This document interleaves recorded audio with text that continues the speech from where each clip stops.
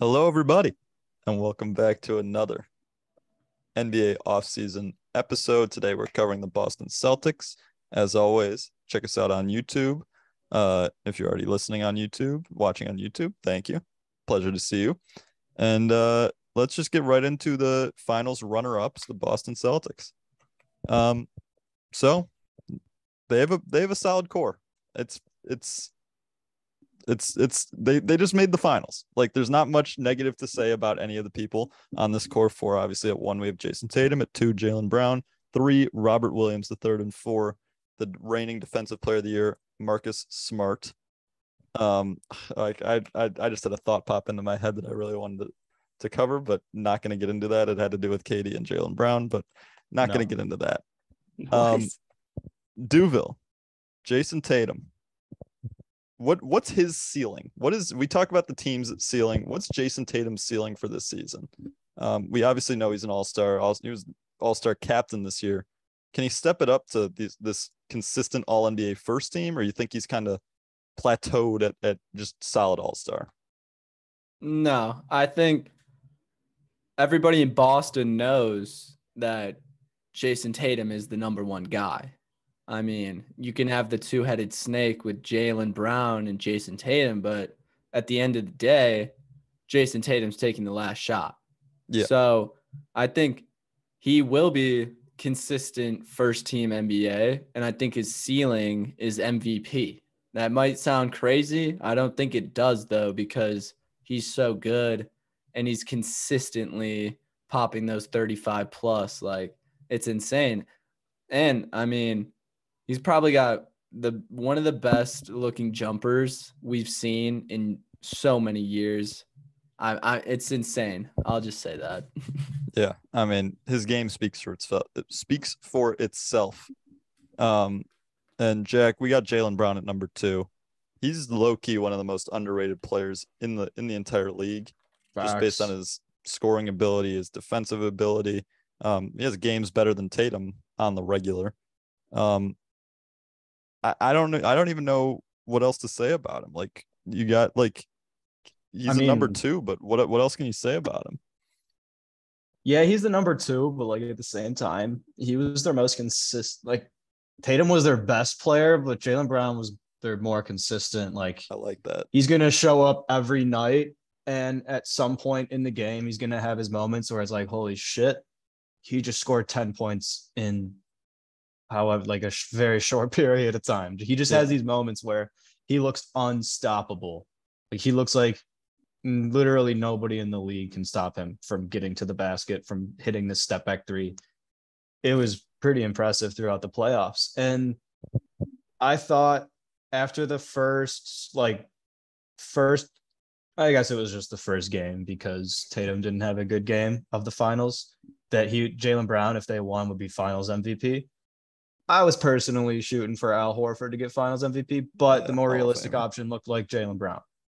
And I mean, what else can you say? Like scoring ability, athletic ability, defensive ability.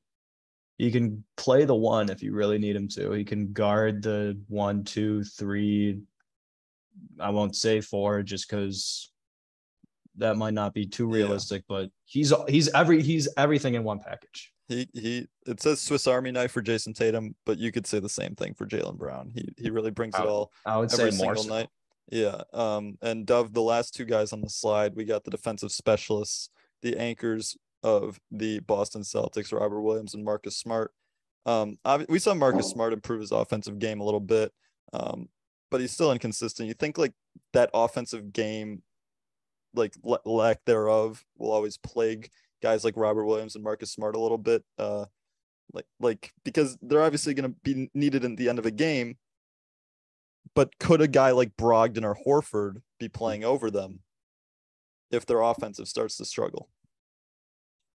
Or you think their I defense is mean, just that valuable that it like I don't know if I could say that for market. It really is such a game by game basis, Shu. Like that's a very specific question. yeah. I think Like at the end of the day, do you think they need the offense more or the defense at the end of the more? day, you're asking somebody who always has preferred defense to offense that like I'm gonna keep Robert Williams in. I'm gonna keep Marcus Smart in. If they're playing good defense still, I'm gonna keep them in. Because they're keeping the other team from scoring. Like that's just because I can't score. If they can't score as well, then doesn't matter. But what I really wanted to say about these guys, specifically about Robert Williams, is that like, you're seeing this kind of new mold of centers come on the scene where they are elite in both rim protection and paint protection. And that is a talent to have, especially as, a team that has so many different options at so many different positions. When you have a guy who you can throw in there and say, all right, we're going to need you to both guard the rim and make sure no one gets anywhere in the paint. And that's Robert Williams. That's what he does. And I think that's why you say, I don't really care if he's not dropping his 8 points a game. Like, if he doesn't give me his 8 tonight, you're not playing? No, he's still going to play. Yeah. I mean, that answer your question? Yeah, 100% that was a long-winded. Yeah, 100% it does. I mean, it's just like you say, like if the other team can't score, it doesn't really matter what you're necessarily doing. If you're preventing your guy from scoring, it's a net zero. And then you got guys like Jason Tatum and Jaylen Brown to carry that offense. But like a hypothetical situation of like, say Horford and Brogdon are scoring very well, and then you have the lead, and then is it fair to go away from them to bring in defensive presence to protect the lead? That's a much better question. I think so. Not to be rude. If I'm the coach, I'm riding the hot hand. That's what I would do. I would continue riding with Brogdon and Horford, but that's a different question. Yeah, no, 100%. It's a different question. It was more of a follow up to what I was asking originally of like because you can say which one do you prefer, the defense or the offense? They could both be net zeros, and you would still prefer the defense, obviously. Let's move on to. Well, you got something to say? Sorry. For the record, I would have Marcus Smart at 3. Oh, okay. Yeah, so would I, but I didn't make this. I would too. Oh, all right. I think it's move right on. Yeah, it's fine. Move on. Let's move on. The Celtics made one draft pick. It was J.D. Davison out of Alabama. Kind of another guy who you just know could potentially be NBA ready if needed to be called upon. But as we'll get into in a little bit, the Celtics don't lack depth, so hard to see a role for him coming up. Obviously, they had a J.D. Davison through the draft. They got a guy in the buyout market in Danilo Gallinari. He was a hot commodity among contenders, and the Celtics won the sweepstakes. And then they acquired Malcolm Brogdon from the Indiana Pacers for 1 first-round pick and their entire 11 through 15 on the bench, which I think included Nick Stauskas, Malik Fitz, Daniel Tice, and Aaron Nesmith. And Sam Hauser did not go. I don't know for sure about Sam Hauser. He's staying. He's you there. could say he's Aaron a core Nesmith, piece. Aaron Nesmith was a former first-round pick. He was traded. Like, that's an interesting one. That's like the only interesting. That's like the only interesting player that was involved, but could possibly have some kind of. At the end of the day, none of those players played, so we're not really going to get into it. Well, and Nesmith played. He really didn't, Dove. He's like a career 6 minutes per game guy. He kind of played. You can't even say he kind of played. Kind of. You can't even. He might play on the Pacers. Whatever. Anyways, what you were saying. Let's just get right into the rotations because we got a lot of guys that did stick around. Shouts out IT. You just got to give it a second. Corver in the back for the real ones. Corver, looking at the Jumbotron. Gerald Green. Probably his own highlights. Avery Bradley's peak. If you guys don't mind, I think I'm going to do my lineup first. At the 1, I have Malcolm Brogdon. I am the only person who has Malcolm Brogdon starting. And that means I have Al Horford coming off the bench. That is the difference between our starting lineups. I just think Al Horford will be willing to take a step back given his age, given his lack of explosiveness, from the power forward. Like you can say big men shouldn't be explosive, but then you look at his teammate Robert Williams, who's the definition of explosion from the center. I just think he's going to be willing to take that step back because you have 6 starters on your team. Derek White could even be a starter. Grant Williams could be a starter. Like you have a lot of guys who can start, but I think this starting lineup gives you a true point guard on the floor. I think Marcus Smart can play point guard, obviously, and Tatum is very ball dominant, dishes out many assists. He averaged like 8 assists per game in the finals. But I think Brogdon restores their true positions again. And I think that's just my favorite starting lineup. And then off the bench, I have Horford, Derek White, Grant Williams, Peyton Pritchard, unfortunately, and Danilo. I personally think there's a big fall off after Grant Williams. But when we get to the playoffs, I think they might see Danilo and Preach are gonna not really be playing whatsoever. But this is a good team. They made the finals last year for a reason with this core. I don't see why they can't do it again unless like obviously teams can stop them. It's not like they're the Warriors. They're a little more stoppable. But this team has the tools to make another finals run. Duville, take us through your lineup. Maybe talk about why you got Smart starting at point guard over Brogdon and Horford remaining in the starting lineup. I could talk about all that stuff, but what's really important here is saying that after Grant Williams, it doesn't drop off. It doesn't. Facts. Peyton Pritchard, he's got a shot. I mean, he's going to pull it. That's not the guy Mindy had in mind. That is not the guy. And then you got a Gallo. I mean, Gallo, we know that tunnel vision's always going to be there. So you love it. You put him in there to jack some up, and he'll hit him. So Facts. I really like how they got that depth back. So now they can actually play if they want, a full 10-man. I doubt they will come playoff time. But if they want to, it's definitely there. I think the ceiling for this team would definitely be finals appearance again, probably lose. It depends who they play, though. And the floor for this season would be 5 seed with a Jason Tatum NBA first team MVP snub. Dove, you can say I'm wrong on this, but it looked like you had something to say in the middle of Duville's conversation. It looked like you had your hand so up. Lost in so many different things, but I'll try to tackle them all really quickly. Okay. Like really, really quickly. All right. Peyton Pritchard, 41% 3-point shooter on 205 attempts. That's 70%, around 70% of the shots that he took this season. So good shooter. Not nothing after. I didn't insult his shooting ability. No one did. Okay, you whatever. Said he was ass. You said he was ass, shooter. And I did not say he was ass. Okay, whatever. Anyways, whatever. After Grant Williams, you said I agree. Was ass.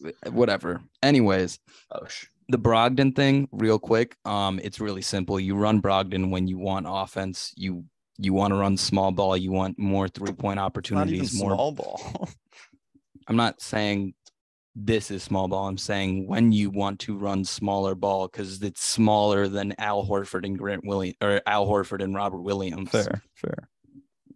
And then you just run without him when you want rebounding and post presence. Simple as that. Or you just run him instead of Marcus Smart. Sometimes you just do one of those. Like I don't think it's like I said, they have 7-8 guys on this team that could be starters. So it's really tough to make a starting lineup out of 5 of them. Right. So I think all those guys are going to get run at the start at some point. Yeah. And that's why I think, like, I don't know. This specific lineup is like ceiling. What's your floor ceiling? Ceiling, NBA championship, not winners. And then floor would probably be, and the only reason I say not winners is not because of them, just because I think there's other teams in the West that could beat them that would beat them if they matched up against them. And then floor would be 4 seed. I don't see them going any lower than that. Okay. I mean, and Jack, why don't you take us home with the floor ceiling, or if you got anything you'd like to say on your lineup. A couple points before I give my first or ceiling and floor. We're not going to get into it, but you guys always underrate Danilo Gallinari. Like he's getting old, but unless he's like falling out of shape this offseason and like embracing the fact that he's a veteran and proved himself ready, he's still going to be really good. I only put him above Grant Williams to make a point that he's still good. Grant Williams is obviously the number 8 guy on this team. Next point was your starting lineup with Brogdon at the 1 and Smart at the 2. It's gonna be like the Warriors lineup where they start Looney but take him out after 7 minutes, and that lineup with Brogdon plays the majority of the game. I'm not saying Al Horford gets 7 minutes and doesn't play the rest of the game when he comes out, but like you have the closing lineup, like your starting lineup's gonna probably be the closing lineup depending on matchups. And I don't hate it as a starting lineup, but if I'm going against a team like Brooklyn that has KD at the 3, Ben Simmons at the 4, and Claxton at the 5, like you're not putting Jaylen Brown on KD, I don't think, but who knows? It actually might work. But ceiling NBA championship winners, like this team just lost in the finals and added Malcolm Brogdon and Gallo to an already very good 7-man they gave up nothing rotation, to get them. And they gave up literally nothing. And like that's a lot. Like Malcolm Brogdon's fucking a stud. He's really good. He's really fucking good. Like he should not have been worth what they got him for. He should have been worth so much more. So they are NBA champion ceiling. Floor 4 seed, I guess. Like they're gonna be good no matter what. It's just a matter of how good. And if these new additions work, or if people start complaining about minutes, because they've got 9 guys that probably think they're deserving of 15 plus minutes a game at minimum. So yeah. My floor or my ceiling is also NBA champs. They were in the finals last year. No reason they can't win them. They're not my pick to win the championship, but that doesn't mean they can't win the championship. Don't look all judgy at me. Like that's I was not looking all judgy. That was me actually agreeing with I thought that was a very well worded statement. So I'll actually, because I was leaning towards, and I'm sorry to cut you off, but I just have to say this real quick. I was leaning towards already changing what I said to ceiling being championship winners, because I feel like sometimes I misinterpret what we're talking about when we say ceiling and floor. When we're talking about a team, it's kind of confusing. Okay. Yeah, but I agree with how you phrased it. That you're not predicting, but yeah, the team's floor and ceiling. Like their floor, I think they win their division.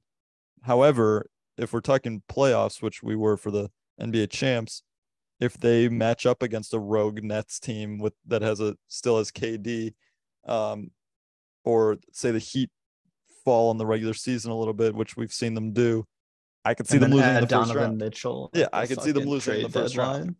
But the moral of the Celtics is depth, which was not what they had last year. So it's going to be very interesting come playoff time, which lineups gel the most, because that's what it comes down to in the regular season. It's finding which guys you want playing in the playoffs. It's a whole new season, and the Celtics are going to have a lot to prove. They proved their last year was not a fluke, and we'll just have to wait and see what happens. So thank you all for watching again. Remember to like, comment, and subscribe, and we'll see you in the next one. Peace.